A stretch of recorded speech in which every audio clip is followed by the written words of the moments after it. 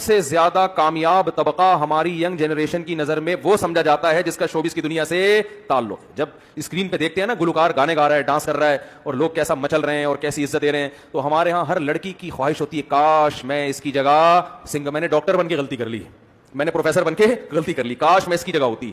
آپ شکر کرو کچھ اور بن گئی, اس کی جگہ ہوتی تو ذرا اس کو ڈھلکنے دو. اور عجیب بات ہے کہ فطرت عورت سے انتقام زیادہ لیتی ہے, مرد سے کم لیتی ہے. مرد پھر بھی شوبز کی دنیا میں بڑھاپے تک بھی گھسیٹتے رہتے ہیں اس کو, کیونکہ وہ حسن کی وجہ سے نہیں مشہور ہوا ہوتا. لڑکی کی طرف تو اٹریکشن ہوتی کس بیس پر ہے, حسن کی وجہ سے, اور وہ عورت کا حسن مرد سے جلدی خراب ہوتا ہے. یہ تو میڈیکل سائنس کی ایک حقیقت ہے کہ عورت کو اللہ نے حسن اور جوانی دی, یہ جوانی فطرت اس سے جلدی چھین لیتی ہے.